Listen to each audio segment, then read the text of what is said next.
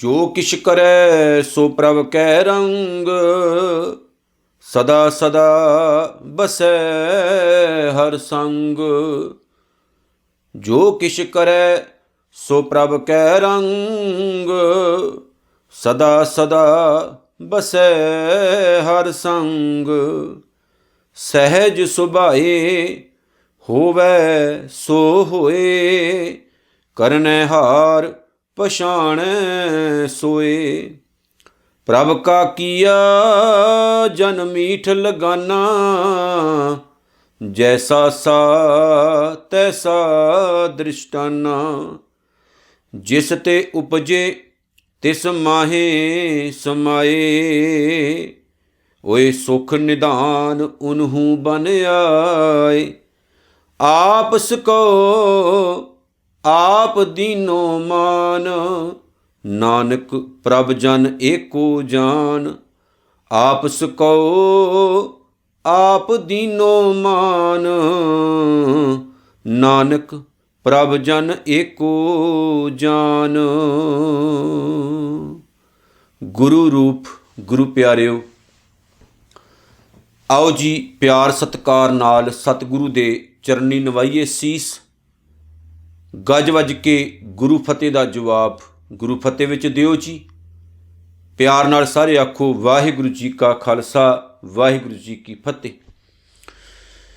मालिके कुल कायनात धन धन सतगुरु श्री गुरु ग्रंथ साहिब जी की पावन बाणी, जो महान बख्शिशां दे नाल भरी हुई है, अते जिन्नू जिन्ना पढ़ीए, जिन्ना सुनीए, जिन्ना विचारीए, उन्ना ही जिंदगी दे विच होर आनंद बनता है। गुरु ग्रंथ साहिब महाराज की पावन बाणी दे विच एक बहुत ही प्यारी पावन बाणी सुखमनी साहिब, जिहदी आपां विचार कर रहे हैं। सतगुरु ने बहुत दया की है, 14 अष्टपदियां तक आपां पहुँचे हाँ, तो ये भी मेहर वरती है कि 14वीं अष्टपदी दी हुण लास्ट जिहड़ी पौड़ी है, 8वीं पौड़ी है, उहदी विचार आपां करन लगे हाँ। इस तो बाद असीं प्रवेश करना है 15वीं अष्टपदी दे विच। गुरु अर्जन साहिब जी ने इस पावन पौड़ी दे विच सेवक की गल कीती है। सेवक जिहड़ा परमात्मा दे नाल रंगिया होया है, उहदे प्यार विच भिजा होया है। जां को हर रंग लागो इस जुग में, सो कहियत है सूरा।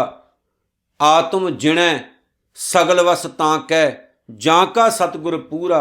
ठाकुर गाइए आत्म रंग, शरणी पावन। नाम ध्यावन सहज समावन संग। सेवक कौन हुंदा है? जिन्हों इस कायनात विच रह के परमात्मा नाल प्यार हो जाए। ते वाहिगुरू नाल प्यार करना इस समय विच, इस दुनिया दे विच सब तो औखा काम है। परमात्मा दे रस्ते उत्ते तुरना, नेक काम वल वधना सौखी गल नहीं है। ते सतगुर कहंदे ये सूरमिਆਂ ਦਾ ਕੰਮ है, सूरमिਆਂ ਦਾ। जिवें असीं बाहरी तौर ते फाइट करते ना अपने किसी हक वास्ते, किसी जंग दे लई, एन इस तरह ना रब्बी रस्ते उत्ते तुरन दे लई भी इंसान नूं बड़ी वड्डी फाइट करनी पैंदी है। फाइट करनी पैंदी है अपने आप नाल, फाइट करनी पैंदी है औगणां नाल, फाइट करनी पैंदी है बुराइयां नाल, फाइट करनी पैंदी है उन्हां कम्मां दे नाल जिहड़े काम सानू बार बार बार बार धूंदे ने ते धू के सानू माड़े पासे वल लैके जांदे ने। जिवें दलदल हुंदी है ना, दलदल माड़े जिहड़े काम हुंदे ने वो दलदल हुंदी है। ते सेवक जिहड़ा इन्हां कम्मां विच कदे पैंदा ही नहीं, वो बाहर हो चुका हुंदा इन्हां चीज़ां तो। माड़े काम बुराई एक दलदल है। दलदल जिहड़ी है जदों बंदा किते उहदे च डिग जाए ना, जिन्ना हथ पैर मारदा उन्ना ही दलदल दे विच धसदा जांदा है। बुरे काम भी इस तरह के हुंदे ने। बुरे काम को ऊठ खलोया, नाम की बेला पै पै सोया। पर जिहड़ा परमात्मा दा सेवक है, उहदे प्रति गुरबाणी ये गल कहिंदी है कि वह रंग रत्ता हुंदा, अंदरों ते बाहरों रंग रत्ता हुंदा। इसलिए उहदे विच ते परमात्मा दे विच कोई भेद नहीं है, कोई फर्क नहीं है, जो गुरबाणी विच आख्या गया। सतगुर कहते सूरमिਆਂ ਦਾ काम है, खुद नाल लड़ना सूरमिਆਂ ਦਾ काम है। जिवें एक बड़ा ही प्यारा बचन है श्री गुरु ग्रंथ साहिब महाराज की पावन बाणी तो बाहर है, खालसा सोए ਜੋ ਕਰੈ ਨਿਤ ਜੰਗ। ਇਹਦਾ ਮਤਲਬ ਹੈ ਖਾਲਸਾ ਉਹੀ ਹੈ ਜਿਹੜਾ ਨਿਤ ਜੰਗ ਕਰੇ। ਰੋਜ਼ਾਨਾ ਜੰਗ ਕਰਨ ਦਾ ਮਤਲਬ ਇਹ ਨਹੀਂ ਲੋਕਾਂ ਦੇ ਸਿਰ ਪਾੜਨੇ, ਇਹਦਾ ਮਤਲਬ ਹੈ ਆਪਣੇ ਆਪ ਨਾਲ ਫਾਈਟ ਕਰਨੀ। ਜਿਵੇਂ ਮੈਂ ਇੱਕ ਦਿਨ ਕਿਹਾ ਸੀ, ਗੁਰਬਾਣੀ ਦਾ ਬਚਨ ਦੇ ਕੇ ਕਿ ਬੰਦੇ ਖੋਜ ਦਿਲ ਹਰ ਰੋਜ਼ ਨਾ ਫਿਰ ਪਰੇਸ਼ਾਨੀ ਮਾਏ। ਅਸਲ ਦੇ ਵਿੱਚ ਆਪਣੇ ਆਪ ਨਾਲ ਫਾਈਟ ਕਰਨੀ ਬੜੀ ਔਖੀ ਗੱਲ ਹੈ। ਮਨ ਜੀਤੇ ਜਗ ਜੀਤ, ਖੁਦ ਨਾਲ ਲੜਨਾ ਬੜਾ ਔਖਾ ਹੈ। ਸਾਨੂੰ ਜਦੋਂ ਸਾਡੀਆਂ ਆਦਤਾਂ, ਸਾਡੇ ਮਾੜੇ ਕਰਮ, ਸਾਡਾ ਮਾੜਾ ਸੁਭਾਅ, ਸਾਡਾ ਭੈੜਾ ਨੇਚਰ ਮਾੜੇ ਪਾਸੇ ਨੂੰ ਲੈ ਕੇ ਜਾਏ, ਅਤੇ ਜੇ ਆਪਾਂ ਫਾਈਟ ਕਰਕੇ ਚੰਗੇ ਪਾਸੇ ਨੂੰ ਤੁਰ ਰਹੇ ਹਾਂ ਤਾਂ ਇਹਦਾ ਮਤਲਬ ਹੈ ਅਸੀਂ ਇੱਕ ਜੰਗ ਦੀ ਤਿਆਰੀ ਕਰ ਲਈ ਹੈ, ਇੱਕ ਜੰਗ ਵੱਲ ਵੱਧ ਰਹੇ, ਅਤੇ ਸਾਡੀ ਜਿੱਤ ਹੋਵੇਗੀ। ਯਾਦ ਰੱਖਿਓ, ਜਿੱਤ ਜ਼ਰੂਰ ਹੋਏਗੀ। ਇੰਨਾ ਸੌਖਾ ਕੰਮ ਨਹੀਂ ਹੁੰਦਾ ਚੰਗੇ ਪਾਸੇ ਨੂੰ ਤੁਰਨਾ, ਇੰਨਾ ਆਸਾਨ ਨਹੀਂ ਹੈ। ਜੇ ਸਾਨੂੰ ਆਪਣੇ ਅੰਦਰ ਜੰਗ ਕਰਨੀ ਪੈਂਦੀ ਹੈ, ਕਈ ਵਾਰ ਸਾਨੂੰ ਬਾਹਰ ਜਿਹੜੇ ਲੋਕ ਨੇ ਉਹਨਾਂ ਦੇ ਨਾਲ ਵੀ ਜੰਗ ਕਰਨੀ ਪੈਂਦੀ ਹੈ। ਬਾਹਰ ਦੀ ਜਿਹੜੀ ਦੁਨੀਆ ਹੈ, ਜਿਵੇਂ ਬਾਹਰਲਾ ਸੰਸਾਰ ਹੈ, ਬਾਹਰ ਦੀ ਦੁਨੀਆ ਹੈ, ਇਹ ਬਾਹਰ ਦੀ ਦੁਨੀਆ ਵੀ ਸਾਨੂੰ ਜਿਉਣ ਥੋੜ੍ਹੀ ਦਿੰਦੀ, ਉਹਨਾਂ ਦੇ ਨਾਲ ਵੀ ਫਾਈਟ ਕਰਨੀ ਪੈਂਦੀ। ਉਹਦੇ ਲਈ ਗੁਰਬਾਣੀ ਦਾ ਇੱਕ ਸ਼ਬਦ ਮੈਂ ਤੁਹਾਡੇ ਸਨਮੁਖ ਰੱਖਦਾ, ਲੋਕਨ ਕੀਆਂ ਵਡਿਆਈਆਂ ਬੈਸੰਤਰ ਪਾਗੋਂ। ਗੁਰਬਾਣੀ ਕਹਿੰਦੀ ਵੀ ਲੋਕਾਂ ਦੀਆਂ ਜਿਹੜੀਆਂ ਵਡਿਆਈਆਂ ਨੇ ਉਹਨਾਂ ਨੂੰ ਅੱਗ 'ਚ ਪਾ ਕੇ ਸਾੜ ਦਿਓ, ਲੋੜ ਨਹੀਂ ਹੈ। ਦੇਖੋ, ਇੱਕ ਸਿੰਪਲ ਮੈਂ ਤੁਹਾਨੂੰ ਗੱਲ ਦੱਸਦਾ, ਕੋਈ ਬੁਰਾ ਕਹੋ ਭਾਵੇਂ ਭਲਾ ਕਹੋ, ਕੋਈ ਤੁਹਾਨੂੰ ਬੁਰਾ ਕਹੇ ਚਾਹੇ ਭਲਾ ਕਹੇ, ਕੋਈ ਭਲਾ ਕਹੋ ਕਹਿੰਦਾ, ਕੋਈ ਬੁਰਾ ਕਹਿੰਦਾ। ਮੈਂ ਤਨ ਦਿਓ ਹੈ ਢਾਰ, ਤੁਹਾਡੀ ਸੁਰਤ ਹੋਣੀ ਚਾਹੀਦੀ ਵੀ ਮੈਂ ਆਪਣਾ ਆਪ ਦੇ ਦਿੱਤਾ। ਜਦੋਂ ਮੈਂ ਆਪਣਾ ਆਪ ਦੇਤਾ, ਆਪਣੇ ਗੁਰੂ ਨੂੰ ਸਮਰਪਣ ਕਰ ਦਿੱਤਾ, ਵੀ ਮੈਨੂੰ ਹੁਣ ਕਿਸੇ ਦੀ ਪਰਵਾਹ ਨਹੀਂ ਹੋਣੀ ਚਾਹੀਦੀ ਵੀ ਕੋਈ ਮੈਨੂੰ ਚੰਗਾ ਕਹਿ ਰਿਹਾ ਕਿ ਕੋਈ ਮੈਨੂੰ ਮਾੜਾ ਕਹਿ ਰਿਹਾ। ਵੀ ਦੁਨੀਆ ਤੁਸੀਂ ਖੁਸ਼ ਨਹੀਂ ਕਰ ਸਕਦੇ ਲੋਕਾਂ ਨੂੰ, ਪਰ ਜੇ ਤੁਸੀਂ ਸੇਵਕ ਬਣਨਾ ਗੁਰੂ ਨਾਨਕ ਸਾਹਿਬ ਦੇ, ਤਾਂ ਉਹਦੇ ਲਈ ਤੁਹਾਡੇ ਅੰਦਰ ਇੰਨੀ ਕੁ ਜ਼ਿਆਦਾ ਹਿੰਮਤ ਚਾਹੀਦੀ ਹੈ, ਪਾਵਰ ਚਾਹੀਦੀ ਵੀ ਲੋਕਾਂ ਦੀ ਪਰਵਾਹ ਕਰਨੀ ਬੰਦ ਕਰ ਦਿਓ, ਛੱਡ ਦਿਓ। ਜਿਵੇਂ ਗੁਰੂ ਅਮਰਦਾਸ ਸਾਹਿਬ ਨੇ ਕੀਤੀ ਸੀ। ਕਿੰਨਾ ਨੇ ਗੱਲਾਂ ਨਹੀਂ ਕੀਤੀਆਂ ਦੱਸੋ। ਕੁੜਮ ਦੇ ਘਰ ਬਹਿ ਗਿਆ, ਕੁੜਮ ਦੀ ਸੇਵਾ ਕਰ ਰਿਹਾ। ਲੋਕ ਕਹਿੰਦੇ ਸੀ ਨਾ, ਕੁੜਮ ਦੇ ਘਰ ਬੈਠਾ ਹੈ, ਕੁੜਮ ਦੀ ਸੇਵਾ ਕਰ ਰਿਹਾ ਹੈ। 72 ਸਾਲ ਦੀ ਉਮਰ ਹੋ ਗਈ ਤੁਹਾਡੀ, ਅਜੇ ਵੀ ਤੁਸੀਂ ਪਾਣੀ ਢੋਂਦੇ ਹੋ, ਸੇਵਾ ਕਰਦੇ ਹੋ, ਆ ਇੰਨੇ ਕੰਮ ਕਰਦੇ ਹੋ। ਅਤੇ ਉਹਨਾਂ ਨੇ ਪਤਾ ਕੀ ਕਿਹਾ ਸੀ, ਪੂਰੀ ਜ਼ਿੰਦਗੀ ਤਾਂ ਮੈਂ ਲੰਘਾ ਦਿੱਤੀ। ਸੁਣਿਓ, ਪੂਰੀ ਜ਼ਿੰਦਗੀ ਤਾਂ ਮੈਂ ਲੰਘਾ ਦਿੱਤੀ, ਅਕਲ ਹੀ ਹੋਣ ਆਈ ਮੈਨੂੰ ਵੀ ਜਿਸ ਚੀਜ਼ ਲਈ ਮੈਂ ਬਾਹਰ ਦੌੜਿਆ ਫਿਰਦਾ ਉਹ ਤਾਂ ਮੈਨੂੰ ਗੁਰੂ ਨਾਨਕ ਦੇ ਘਰੋਂ ਮਿਲਣੀ ਹੈ। ਹਿੰਦੂ ਧਰਮ ਦਾ ਨਾ ਇੱਕ ਵਿਦਵਾਨ ਹੋਇਆ, ਉਸ ਵਿਦਵਾਨ ਸੱਜਣ ਨੂੰ ਜਦੋਂ ਉਹਦਾ ਆਖਰੀ ਟਾਈਮ ਆਇਆ ਨਾ, ਉਹ ਦਰਬਾਰ ਸਾਹਿਬ ਵਿੱਚ ਜਾ ਪਹੁੰਚਿਆ। ਜਦੋਂ ਦਰਬਾਰ ਸਾਹਿਬ 'ਚ ਉਹ ਜਾ ਪਹੁੰਚਿਆ, ਦਰਬਾਰ ਸਾਹਿਬ ਬੈਠਾ, ਉਹਨੇ ਜਾ ਕੇ ਨਮਸਕਾਰ ਕੀਤੀ, ਕੀਰਤਨ ਸੁਣਿਆ, ਸਾਰੇ ਹਾਲਾਤ ਦੇਖੇ। ਉਹਨੇ ਕਿਹਾ ਦੁਨੀਆ ਦਾ ਸਵਰਗ ਜਿਹੜਾ ਨਾ ਉਹ ਦਰਬਾਰ ਸਾਹਿਬ ਹੈ। ਫਿਰ ਉਹਨੇ ਆਪਣੀ ਕਿਤਾਬ ਗੁਰੂ ਗਿਆਨ ਵਿੱਚ ਉਹਨੇ ਲਿਖਿਆ, ਗੁਰੂ ਗਿਆਨ ਕਿਤਾਬ ਵਿੱਚ ਉਹ ਕਹਿੰਦਾ, ਮੈਨੂੰ ਇੱਦਾਂ ਲੱਗਦਾ ਮੈਂ ਪੂਰੀ ਜ਼ਿੰਦਗੀ ਰੇਤ ਛਾਣਦਾ ਰਿਹਾ, ਖਾਕ ਜਿਹੜੀ ਹੈ ਮਿੱਟੀ ਛਾਣਦਾ ਰਿਹਾ ਪੂਰੀ ਜ਼ਿੰਦਗੀ। ਇੱਦਾਂ ਲੱਗਾ ਮੈਨੂੰ ਕਿ ਮੈਂ ਪੂਰੀ ਜ਼ਿੰਦਗੀ ਮਿੱਟੀ ਛਾਣੀ ਹੈ, ਰੇਤ ਛਾਣੀ ਹੈ, ਪਰ ਜਿਹੜੀ ਤੱਤ ਵਸਤੂ ਸੀ ਨਾ ਉਹ ਤਾਂ ਗੁਰੂ ਨਾਨਕ ਸਾਹਿਬ ਦੇ ਘਰ ਵਿੱਚ ਸੀ। ਅਤੇ ਮੈਨੂੰ ਇੱਦਾਂ ਲੱਗਦਾ ਮੈਨੂੰ ਦੁਬਾਰਾ ਇੱਕ ਜਨਮ ਲੈਣਾ ਪਊਗਾ, ਫਿਰ ਜਾ ਕੇ ਮੇਰਾ ਉਧਾਰ ਹੋਣਾ। ਇੱਕ ਗੈਰ ਧਰਮੀ ਬੰਦਾ, ਹਿੰਦੂ ਧਰਮ ਦਾ ਵਿਦਵਾਨ ਹੈ, ਉਹਨੂੰ ਇਹ ਸਮਝ ਲੱਗ ਗਈ, ਸ਼ਾਇਦ ਉਹਦਾ ਨਾਮ ਨਿਤਿਆਨੰਦ ਹੈ, ਉਹਨੂੰ ਇਹ ਸਮਝ ਲੱਗ ਗਈ ਕਿ ਮੈਨੂੰ ਕੁਝ ਨਹੀਂ ਮਿਲਣਾ, ਮੈਂ ਬਾਹਰ ਦੌੜਿਆ ਫਿਰਦਾ ਰਿਹਾ। ਸਿੱਖਾਂ ਨੂੰ ਨਹੀਂ ਸ਼ਰਮ ਆਈ ਅਜੇ ਤੱਕ, ਸਿੱਖਾਂ ਨੂੰ ਨਹੀਂ ਸਮਝ ਲੱਗੀ ਅਜੇ ਤੱਕ ਵੀ ਜਿਸ ਗੁਰੂ ਗ੍ਰੰਥ ਸਾਹਿਬ ਦੇ ਲੜ ਸਾਨੂੰ ਜਨਮ ਤੋਂ ਲਾਇਆ ਜਾਂਦਾ ਰਿਹਾ ਨਾ, ਉਹ ਗੁਰੂ ਗ੍ਰੰਥ ਸਾਹਿਬ ਦੇ ਵਿੱਚ ਬਹੁਤ ਕੁਝ ਹੈ ਪਿਆਰਿਓ, ਬਹੁਤ ਕੁਝ ਜਿਹਦੀ ਸੀਮਾ ਹੀ ਕੋਈ ਨਹੀਂ। ਲੇਕਿਨ ਅਸੀਂ ਬਹੁਤ ਦੂਰ ਹਾਂ। ਜੇ ਆਪਾਂ ਸੱਚੇ ਸੇਵਕ ਬਣਨਾ ਉਹਦੇ, ਅਤੇ ਇਸ ਚੀਜ਼ ਦੀ ਪਰਵਾਹ ਬੰਦ ਕਰ ਦਿਓ ਕਿ ਲੋਕ ਕੀ ਕਹਿੰਦੇ ਆ। ਬਸ ਮੈਂ ਤਨ ਦਿਓ ਹੈ ਢਾਰ, ਇਹ ਨੁਕਤਾ ਬੱਲੇ ਬੰਨ੍ਹ ਲਓ। ਲੋਕ ਕੀ ਕਹਿੰਦੇ ਆ ਪਰਵਾਹ ਨਹੀਂ ਕਰੀਦੀ। ਪਰਵਾਹ ਕਰੋ ਗੁਰੂ ਨਾਨਕ ਦੀ, ਪਰਵਾਹ ਕਰੋ ਆਪਣੇ ਜੀਵਨ ਦੀ ਕਿ ਆਪਾਂ ਆਪਣੀ ਲਾਈਫ ਨੂੰ, ਆਪਣੀ ਜ਼ਿੰਦਗੀ ਨੂੰ ਕਿੱਥੇ ਲੈ ਕੇ ਜਾਣਾ। ਅਤੇ ਜੇ ਸੱਚੇ ਸੇਵਕ ਬਣਨਾ ਤਾਂ ਗੁਰੂ ਅਮਰਦਾਸ ਸਾਹਿਬ ਵਰਗਾ ਬਣ ਜਾਓ। ਗੁਰੂ ਅਮਰਦਾਸ ਸਾਹਿਬ ਜਿਹੜੇ 72 ਸਾਲ ਦੀ ਉਮਰ ਵਿੱਚ 12 ਸਾਲ ਸੇਵਾ ਕੀਤੀ ਗੁਰੂ ਨਾਨਕ ਸਾਹਿਬ ਦੇ ਘਰ ਦੀ, ਮਾਮੂਲੀ ਗੱਲ ਨਹੀਂ ਹੈ। 12 ਸਾਲ ਕਰੜੀ ਘਾਲਣਾ ਘਾਲੀ, ਫੇਰ ਗੁਰੂ ਅਮਰਦਾਸ ਸਾਹਿਬ ਖੁਸ਼ ਹੋਏ ਨੇ। ਉਹਨਾਂ ਦਾ ਜੀਵਨ ਤੱਕਿਆ ਕਿ ਸਿੱਖ ਕੌਮ ਦੀ ਵਾਗ ਡੋਰ ਸੰਭਾਲ ਸਕਦੇ ਨੇ। ਆਪਣੇ ਬੱਚੇ ਨਹੀਂ ਰੱਖੇ ਉਹਨਾਂ ਨੇ ਮੂਹਰੇ, ਤਾਂ ਗੁਰੂ ਅਮਰਦਾਸ ਸਾਹਿਬ ਨੂੰ ਉਹਨਾਂ ਨੇ ਗੁਰਤਾ ਗੱਦੀ ਦਿੱਤੀ। ਉਹ ਗੁਰੂ ਅਮਰਦਾਸ ਸਾਹਿਬ ਜਿਹੜੇ ਆਪਣੀ ਪਾਵਨ ਬਾਣੀ ਵਿੱਚ ਲਿਖ ਕੇ ਗਏ ਨੇ, ਆਨੰਦ ਸਾਹਿਬ, ਸਾਚੀ ਲਿਵੈ ਬਿਨ ਦੇਹ ਨਿਮਾਣੀ, ਦੇਹ ਨਿਮਾਣੀ ਲਿਵੈ ਬਾਝੋਂ, ਕਿਆ ਕਰੇ ਵਿਚਾਰੀਆ। ਸਰੀਰ ਦੀ ਗੱਲ ਕਰਦੇ ਨੇ ਕਿ ਜਿਹੜਾ ਸਰੀਰ ਲਿਵ ਤੋਂ ਸਖਣਾ ਨਾ, ਪ੍ਰਮਾਤਮਾ ਤੋਂ ਸਖਣਾ, ਐਸੇ ਸਰੀਰ ਨੂੰ ਕਰਨਾ ਕੀ ਕਰਨਾ। ਪਰ ਜਿਹੜਾ ਸੇਵਕ ਹੁੰਦਾ ਉਹਦਾ ਜੀਵਨ ਕਿੰਨਾ ਮਹਾਨ ਹੁੰਦਾ। ਧਿਆਨ ਨਾਲ ਸੁਣਿਓ ਤੇ ਗੁਰੂ ਅਮਰਦਾਸ ਸਾਹਿਬ ਵੱਲ ਮੈਂ ਦੁਬਾਰਾ ਫੇਰ ਆਵਾਂਗਾ। ਕਹਿੰਦੇ ਨੇ ਜੋ ਕਿਛ ਕਰੈ ਸੋ ਪ੍ਰਭ ਕੈ ਰੰਗ। ਜਿਹੜਾ ਪ੍ਰਮਾਤਮਾ ਦਾ ਸੇਵਕ ਹੁੰਦਾ ਉਹ ਇੰਨਾ ਕੁ ਮਸਤ ਹੋ ਜਾਂਦਾ, ਜੋ ਕੁਝ ਵੀ ਕਰਦਾ ਨਾ ਉਹ ਅਕਾਲ ਪੁਰਖ ਪ੍ਰਭੂ ਪਰਮਾਤਮਾ ਦੇ ਭਾਣੇ ਵਿੱਚ, ਰੰਗ ਭਾਵ ਭਾਣਾ ਮੰਨ ਕੇ ਉਹਦੀ ਮੌਜ ਵਿੱਚ, ਉਹਦੇ ਹੁਕਮ ਵਿੱਚ, ਉਹਦੀ ਖੁਸ਼ੀ ਦੇ ਵਿੱਚ ਸਭ ਕੁਝ ਕਰਦਾ। ਉਹਨੂੰ ਨਾ ਇੱਕ ਚਾਅ ਚੜਿਆ ਹੁੰਦਾ ਵੀ ਮੈਂ ਕਿਉਂ ਉਹ ਕੰਮ ਕਰਾਂ ਜਿਹੜੇ ਕੰਮ ਨਾਲ ਮੇਰਾ ਪਿਆਰਾ ਖੁਸ਼ ਨਾ ਹੋਵੇ। ਮੈਂ ਕਰਨੇ ਹੀ ਉਹ ਕੰਮ ਆ ਜਿਹੜੇ ਕੰਮਾਂ ਦੇ ਨਾਲ ਮੇਰਾ ਪ੍ਰੀਤਮ ਖੁਸ਼ ਹੋਵੇ। ਉਹਦੇ ਦਿਲ ਦੀ ਜਿਹੜੀ ਨਾ ਇੱਕ ਤਮੰਨਾ ਹੁੰਦੀ, ਤਾਂਘ ਹੁੰਦੀ। ਇਸ ਲਈ ਉਹ ਕਦੇ ਵੀ ਆਪਣੀ ਜ਼ਿੰਦਗੀ ਦੇ ਵਿੱਚ ਗਲਤ ਕੰਮ ਨਹੀਂ ਕਰਦਾ, ਮਾੜੇ ਕੰਮ ਨਹੀਂ ਕਰਦਾ, ਬੁਰੇ ਕੰਮ ਨਹੀਂ ਕਰਦਾ। ਉਹ ਕਰਦਾ ਹੀ ਉਹ ਕੰਮ ਆ ਜਿਨ੍ਹਾਂ ਦੇ ਨਾਲ ਪਰਮੇਸ਼ਰ ਦੀ ਖੁਸ਼ੀ ਉਹਨੂੰ ਮਿਲੇ। ਤੇ ਪ੍ਰਮਾਤਮਾ ਦੀ ਖੁਸ਼ੀ ਹੁੰਦੀ ਕੀ ਹੈ? ਜਿਨ੍ਹਾਂ ਨੇ ਮਾਣੀ ਉਹਨਾਂ ਨੂੰ ਪਤਾ ਹੋਊਗਾ। ਇਹਦੇ ਲਈ ਕੋਈ ਸ਼ਬਦ ਨਹੀਂ ਹੈ, ਯਾਦ ਰੱਖਿਓ। ਗੁਰੂ ਅਮਰਦਾਸ ਸਾਹਿਬ ਲਿਖ ਕੇ ਗਏ, ਸਾਚੀ ਲਿਵੈ ਬਿਨ ਦੇਹ ਨਿਮਾਣੀ, ਦੇਹ ਨਿਮਾਣੀ ਲਿਵੈ ਬਾਝੋਂ, ਕਿਆ ਕਰੇ ਵਿਚਾਰੀਆ। ਤੁਧ ਬਾਝ ਸਮਰੱਥ ਕੋਏ ਨਾਹੀ, ਕਿਰਪਾ ਕਰ ਬਨਵਾਰੀਆ। ਏਸ ਨੋ ਹੁਰ ਥਾਉ ਨਾਹੀ, ਸ਼ਬਦ ਲਾਗ ਸਵਾਰੀਆ। ਕਹਿ ਨਾਨਕ ਲਿਵੈ ਬਾਝੋਂ, ਕਿਆ ਕਰੇ ਵਿਚਾਰੀਆ। ਇਹਨੂੰ ਸੁਧਾਰਨ ਦੇ ਲਈ ਤੇਰੇ ਘਰ ਤੋਂ ਇਲਾਵਾ ਹੋਰ ਕੋਈ ਘਰ ਨਹੀਂ। ਇਸ ਸਰੀਰ ਨੂੰ ਸੁਧਾਰਨ ਦੇ ਲਈ ਸ਼ਬਦ ਤੋਂ ਇਲਾਵਾ ਹੋਰ ਕੁਝ ਨਹੀਂ। ਇਹ ਮੇਰੇ ਮਾਲਕ ਕਿਰਪਾ ਕਰ, ਇਹਨੂੰ ਸ਼ਬਦ ਵਿੱਚ ਜੋੜ ਸਰੀਰ ਨੂੰ।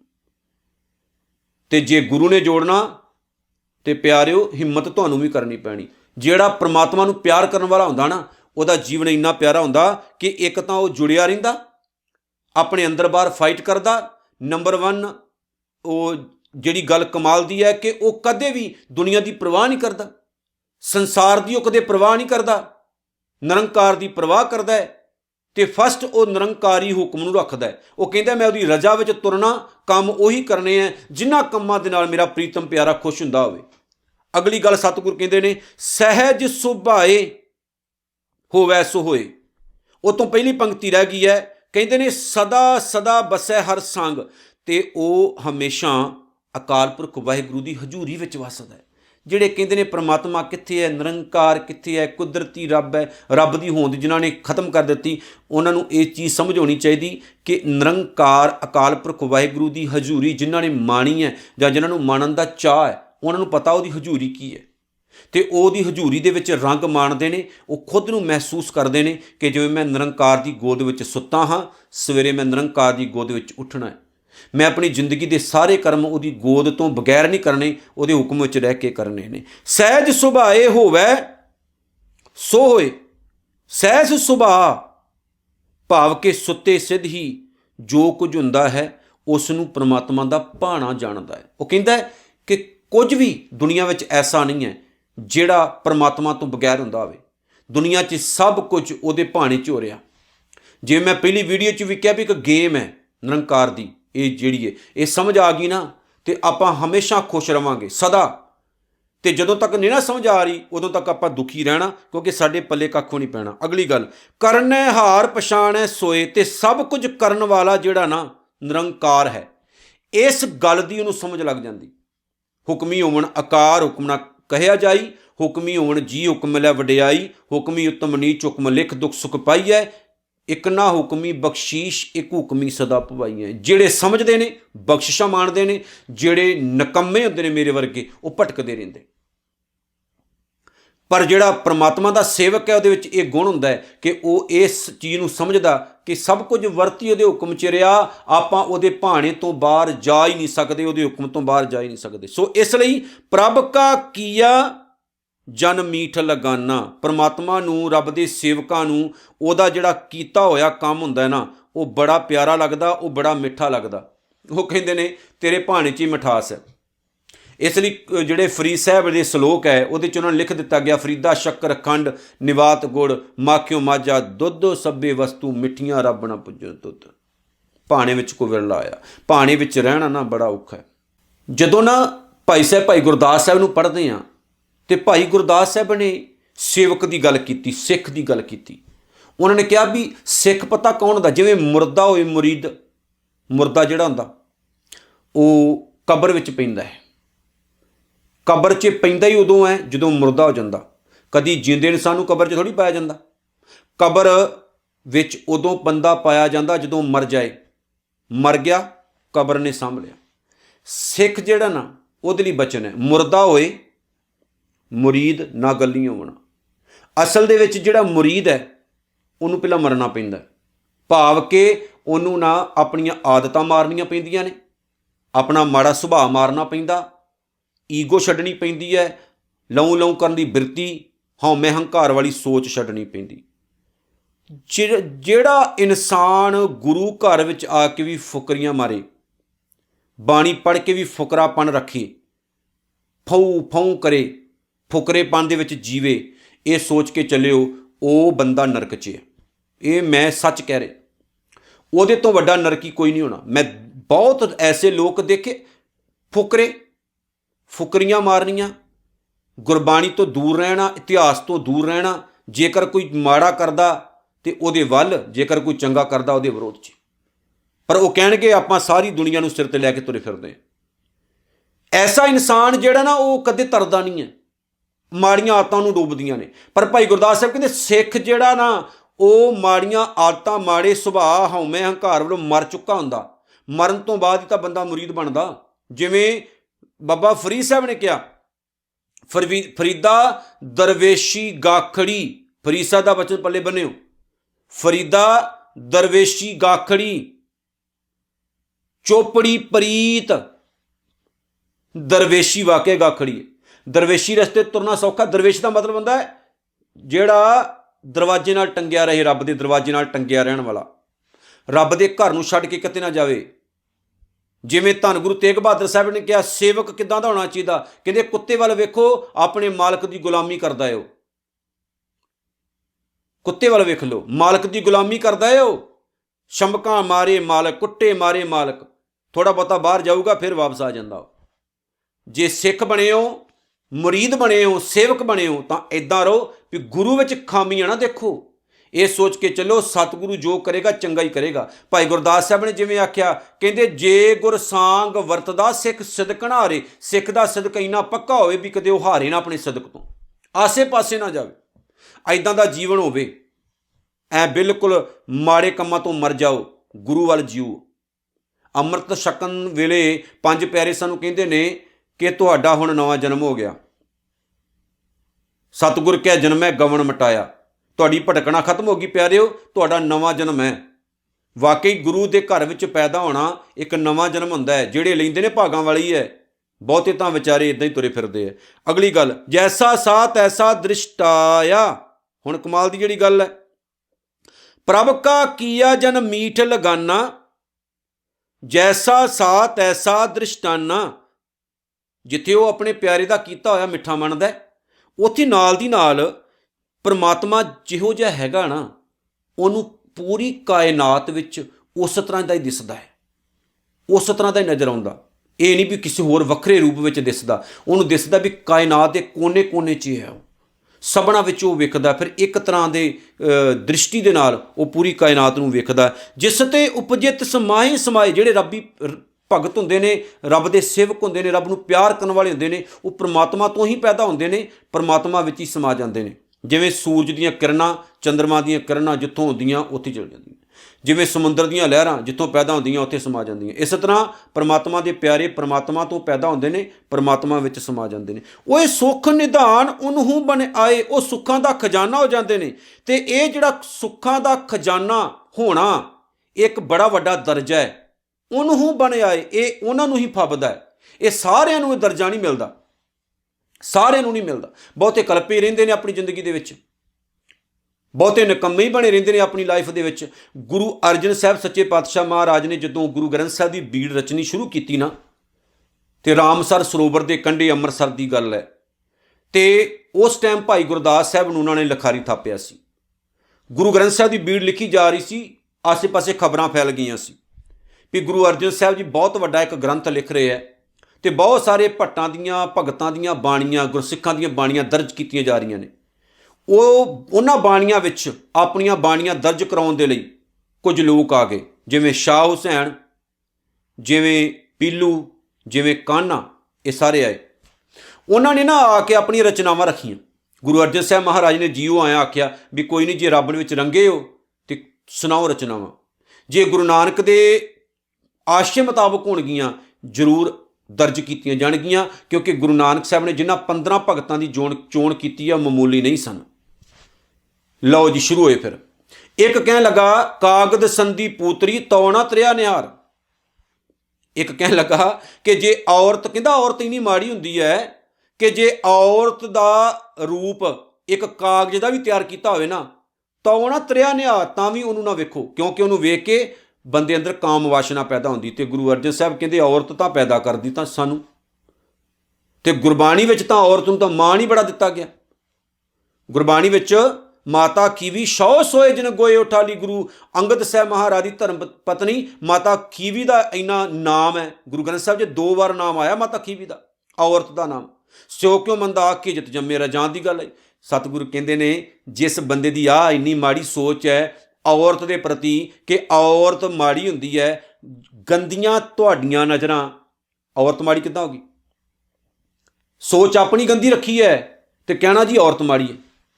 ਉਹ ਗੱਲ ਵੱਖਰੀ ਹੈ ਵੀ ਅੱਜ ਜਿਹੜੇ ਹਾਲਾਤ ਨੇ ਉਹ ਮਾੜੇ ਹੋ ਚੁੱਕੇ ਨੇ, ਕਿਉਂਕਿ ਆਪਾਂ ਫੈਸ਼ਨ ਪ੍ਰਸਤੀ ਵੱਲ ਤੁਰੇ ਫਿਰਦੇ ਹਾਂ। ਤੇ ਅੱਜ ਜਿਹੜੇ ਕੱਪੜੇ ਪਾਏ ਜਾਂਦੇ ਨੇ ਨਾ, ਉਹਨਾਂ ਕੱਪੜਿਆਂ ਨਾਲ ਸਰੀਰ ਨਹੀਂ ਢੱਕਿਆ ਜਾਂਦਾ। ਖਾਸ ਤੌਰ 'ਤੇ ਸਾਡੀਆਂ ਬੀਬੀਆਂ ਇਸ ਪਾਸੇ ਨੂੰ ਤੁਰ ਪਈਆਂ, ਭਾਵੇਂ ਉਹ ਇੰਡੀਅਨ ਹੋਣ ਚਾਹੇ ਵੈਸਟਰਨ, ਜੋ ਵੀ ਹੈ, ਜਿੱਥੇ ਮਰਜ਼ੀ ਚਲੇ ਜਾਓ, ਪੱਛਮੀ ਸੋਚ। ਅੱਜ ਦਾ ਸਮਾਂ ਹੈ ਵੀ ਸਰੀਰ ਜਿਹੜਾ ਉਹਨੂੰ ਢੱਕਣ ਦਾ ਕੰਮ ਨਹੀਂ ਹੈ, ਸਰੀਰ ਨੂੰ ਦਿਖਾਉਣ ਦਾ ਕੰਮ ਹੈ। ਜਿੰਨੇ ਕੱਪੜੇ ਸਰੀਰ ਨੂੰ ਦਿਖਾਉਣ ਦਾ ਕੰਮ ਕਰਦੇ ਨੇ ਉਨੇ ਉਹ ਮਹਿੰਗੇ ਹੁੰਦੇ। ਆਹ ਪਾਟੀਆਂ ਪੈਂਟਾਂ ਵੇਖਦੇ ਤੁਸੀਂ ਪਈਆਂ ਦੀਆਂ ਸਟੋਰਾਂ 'ਚ, ਚੰਗੀ ਚੰਗੀ ਵਧੀਆ ਕੰਪਨੀ ਦੀਆਂ, ਚਾਰੇ ਪਾਸੋਂ ਪਾਟੀਆਂ ਹੁੰਦੀਆਂ, ਉਹ ਉਨੀਆਂ ਮਹਿੰਗੀਆਂ ਹੁੰਦੀਆਂ, ਪਰ ਪਾਟੀਆਂ ਹੁੰਦੀਆਂ ਮਹਿੰਗੀਆਂ। ਹਾਲਾਤ ਇਹ ਹੈ ਵੀ ਅੱਜ ਸਰੀਰ ਦੀ ਪ੍ਰਦਰਸ਼ਨੀ ਹੁੰਦੀ ਵੀ ਮੇਰਾ ਸਰੀਰ ਬੜਾ ਵਧੀਆ ਸੋਹਣਾ ਸੁਨੱਖਾ, ਤੇ ਮੈਂ ਉਹਨੂੰ ਸ਼ੋਅ ਆਫ ਕਰਾਂ, ਲੋਕਾਂ ਨੂੰ ਦਿਖਾਵਾਂ ਵੀ ਮੇਰੀ ਬਾਡੀ ਬਹੁਤ ਵਧੀਆ। ਇਹ ਗੱਲ ਵੱਖਰੀ ਹੈ ਵੀ ਮਾੜੇ ਪਾਸੇ ਨੂੰ ਲੋਕ ਤੁਰ ਪਏ ਹੈ, ਔਰ ਐਸਾ ਹੋਣਾ ਨਹੀਂ ਸੀ ਚਾਹੀਦਾ। ਇਸ ਗੱਲੋਂ ਦੇਖੋ ਇਸਲਾਮ ਦੇ ਵਿੱਚ ਇਹ ਬੜੀ ਕਮਾਲ ਦੀ ਗੱਲ ਹੈ। ਕਮ ਸੇ ਕਮ ਉੱਥੇ ਢੱਕ ਕੇ ਰੱਖਿਆ ਜਾਂਦਾ ਆਪਣੇ ਆਪ ਨੂੰ। ਪਰ ਜੇ ਗੁਲਾਮੀ ਦੀ ਗੱਲ ਕਰਾਂ ਤਾਂ ਉਹਦੇ ਨਾਲ ਮੈਂ ਸਹਿਮਤ ਨਹੀਂ ਹੈਗਾ। ਗੁਰੂ ਅਮਰਦਾਸ ਸਾਹਿਬ ਨੇ ਤਾਂ ਬੁਰਕਾ ਪਾਉਣ ਨੂੰ ਤੇ ਨਾਲ ਦੀ ਨਾਲ ਘੁੰਡ ਕੱਢ ਕੇ ਆਉਣ ਨੂੰ ਵੀ ਰੋਕ ਲਗਾ ਦਿੱਤੀ ਸੀ ਵੀ ਘੁੰਡ ਕੱਢ ਕੇ ਨਹੀਂ ਆਉਣਾ, ਕਿਉਂਕਿ ਸਤਿਗੁਰੂ ਨੇ ਕਿਹਾ ਸੀ ਨਿਗਾਹ ਆਪਣੀ ਚੰਗੀ ਰੱਖੋ, ਔਰਤ ਮਾੜੀ ਨਹੀਂ ਹੁੰਦੀ। ਜਦੋਂ ਉਹਨੇ ਗੱਲ ਕਹੀ ਵੀ ਕਾਗਜ਼ ਦੀ ਔਰਤ ਵੀ ਮਾੜੀ ਹੈ, ਤੇ ਮਹਾਰਾਜ ਕਹਿੰਦੇ ਸੋਚ ਚੰਗੀ ਰੱਖ, ਔਰਤ ਮਾੜੀ ਨਹੀਂ ਹੁੰਦੀ, ਸਾਈਡ ਤੇ ਹੋ, ਤੇਰੀ ਬਾਣੀ ਵਿੱਚ ਲਿਖਾਂਗਾ ਦੱਸ ਮੈਂ, ਤੂੰ ਤਾਂ ਆਪ ਮਾੜੀ ਸੋਚ ਲੈ ਕੇ ਚੱਲ ਰਿਹਾ। ਇੱਕ ਕਹਿੰਦਾ ਜੀ ਉਹੀ ਰੇ ਮੈਂ ਉਹੀ ਰੇ, ਜਾਂ ਕੋ ਵੇਦ ਪ੍ਰਾਣ ਜਸ ਗਾਵੇਂ, ਖੋਜ ਹਾਰਿਓ ਸਭ ਕੋਈ ਰੇ। ਕਹਿੰਦਾ ਮੈਂ ਰੱਬ ਹਾਂ, ਜਿਹਨੂੰ ਵੇਦਾਂ ਪ੍ਰਾਣਾਂ 'ਚ ਲੱਭਦੇ ਫਿਰਦੇ ਹੋ ਮੈਂ ਉਹੀ ਹਾਂ। ਸਤਿਗੁਰੂ ਕਹਿੰਦੇ ਤੇਰੇ 'ਚ ਈਗੋ ਬੋਲ ਰਹੀ ਹੈ, ਹਉਮੈ ਬੋਲ ਰਹੀ ਹੈ। ਜਦੋਂ ਸ਼ਾਹ ਹੁਸੈਨ ਦੀ ਵਾਰੀ ਆਈ ਉਹ ਕਹਿੰਦਾ ਮੈਂ ਕੁਝ ਨਹੀਂ ਬੋਲਣਾ ਜੀ, ਚੁੱਪ ਭਲੀ, ਇੱਦਾਂ ਚਲਾ ਗਿਆ। ਮਸਲਾ ਕੀ ਹੈ ਕਿ ਜੇ ਸੋਚ ਮਾੜੀ ਤਾਂ ਫਿਰ ਆਪਾਂ ਰੱਬ ਦੇ ਘਰ 'ਚ ਪ੍ਰਵਾਨ ਕਿੱਦਾਂ ਚੜਾਂਗੇ। ਹੁਣ ਜਦੋਂ ਸੇਵਕ ਦੀ ਗੱਲ ਆਉਂਦੀ ਹੈ, ਸਤਿਗੁਰੂ ਸੱਚੇ ਪਾਤਸ਼ਾਹ ਕੀ ਕਹਿੰਦੇ ਨੇ, ਓਏ ਸੁੱਖ ਨਿਧਾਨ ਉਨਹੂ ਬਣ ਆਏ। ਇਹ ਰੁਤਬਾ ਜਿਹੜਾ ਨਾ ਸਾਰਿਆਂ ਨੂੰ ਨਹੀਂ ਮਿਲਦਾ, ਪਰ ਜਿਨ੍ਹਾਂ ਨੂੰ ਗੁਰੂ ਗ੍ਰੰਥ ਸਾਹਿਬ ਵਿੱਚ ਦਿੱਤਾ ਗਿਆ ਉਹ ਬੜੇ ਮਹਾਨ ਸੀ। ਨਹੀਂ ਤਾਂ ਉਹ ਆਏ ਵਿਚਾਰੇ ਸਖਣੇ ਚਲੇ ਗਏ, ਬਾਅਦ ਵਿੱਚ ਉਹ ਕਲਪਦੇ ਰਹੇ, ਔਰ ਉਹਨਾਂ ਨੇ ਸ਼ਿਕਾਇਤਾਂ ਕੀਤੀਆਂ ਗੁਰੂ ਅਰਜਨ ਸਾਹਿਬ ਨੂੰ ਸ਼ਹੀਦ ਕਰਾਉਣ ਦੇ ਵਿੱਚ। ਉਹਨਾਂ ਬੰਦਿਆਂ ਦੇ ਨਾਮ ਵੀ ਨੇ ਕਾन्हा, ਛੱਜੂ, ਮਾਫ ਕਰਨਾ, ਕਾन्हा ਜਿਹੜਾ ਸੀ ਭਗਤ, ਉਹ ਨਾਲ ਦੀ ਨਾਲ ਜਿਹੜਾ ਪੀਲੂ ਸੀ ਉਹਨਾਂ ਨੇ ਬੜੀਆਂ ਧਮਕੀਆਂ ਦਿੱਤੀਆਂ, ਆਪਾਂ ਜੇ ਕਰ ਦਾਂਗੇ ਉਹ ਕਰ ਦਾਂਗੇ। ਗੁਰੂ ਸਾਹਿਬ ਕਹਿੰਦੇ ਭਗਤ ਹੋ ਕੇ ਇੰਨੀ ਈਗੋ, ਇੰਨਾ ਹੰਕਾਰ। ਸੋ ਇਹ ਰੁਤਬਾ ਸਾਰਿਆਂ ਨੂੰ ਨਹੀਂ ਮਿਲਦਾ, ਕਈ ਨਾਮੀ ਭਗਤ ਬਣੀ ਫਿਰਦੇ ਹੈ, ਪਰ ਜਿਹੜੇ ਭਗਤ ਨੇ ਨਾ ਧਿਆਏ ਭਗਤਾਂ ਸੁਖ ਪਾਇਆ, ਉਹ ਨੇ ਜਿਨ੍ਹਾਂ ਨੇ ਜਪ ਕੇ ਜੀਵਨ ਨੂੰ ਆਨੰਦਮਈ ਕਰ ਲਿਆ। ਅੱਗੇ ਸਤਿਗੁਰ ਕਹਿੰਦੇ ਆਪਸ ਕਹੋ ਆਪ ਦੀਨੋ ਮਾਣ। ਜਿਹੜਾ ਮਾਣ ਭਗਤਾਂ ਨੂੰ ਰੱਬ ਦਿੰਦਾ ਨਾ, ਉਹ ਸਮਝ ਲਿਓ ਕਿ ਆਪਣੇ ਆਪ ਨੂੰ ਪਰਮਾਤਮਾ ਖੁਦ ਦੇ ਰਿਹਾ, ਕਿਉਂਕਿ ਭਗਤ ਪਰਮਾਤਮਾ ਦਾ ਰੂਪ ਹੈ, ਰੱਬ ਦਾ ਹੀ ਰੂਪ ਹੈ। ਅਗਲੀ ਗੱਲ, ਨਾਨਕ ਪ੍ਰਭ ਜਨ ਏਕੋ ਜਾਣ। ਸਤਿਗੁਰੂ ਕਹਿੰਦੇ ਰੱਬ ਦੇ ਪਿਆਰਿਆਂ 'ਚ ਤੇ ਰੱਬ ਦੇ ਵਿੱਚ ਕੋਈ ਫਰਕ ਨਹੀਂ ਹੈ, ਉਹਦਾ ਹੀ ਰੂਪ ਹੋ ਜਾਂਦੇ ਨੇ। ਸੋ ਆਓ ਪਿਆਰਿਓ, ਇਹਨਾਂ ਬਾਤਾਂ ਨੂੰ ਜੀਵਨ ਵਿੱਚ ਬੰਨੀਏ, ਪੱਲੇ ਬੰਨੀਏ, ਗੁਰੂ ਨਾਨਕ ਦੀ ਖੁਸ਼ੀ ਲਈਏ, ਉਹਦੇ ਸੱਚੇ ਸੁੱਚੇ ਸੇਵਕ ਬਣੀਏ। 14 ਅਸ਼ਟਪਦੀਆਂ ਇੱਥੇ ਸਮਾਪਤ ਹੁੰਦੀਆਂ ਨੇ। ਅਗਲੀ ਜਿਹੜੀ ਸਾਡੀ ਵੀਡੀਓ ਹੈ ਉਹ 15ਵੀਂ ਅਸ਼ਟਪਦੀ ਤੋਂ ਆਰੰਭ ਹੋਵੇਗੀ। ਨਾਨਕ ਨਾਮ ਚੜ੍ਹਦੀ ਕਲਾ, ਤੇਰੇ ਭਾਣੇ ਸਰਬੱਤ ਦਾ ਭਲਾ। ਵਾਹਿਗੁਰੂ ਜੀ ਕਾ ਖਾਲਸਾ, ਵਾਹਿਗੁਰੂ ਜੀ ਕੀ ਫਤਿਹ।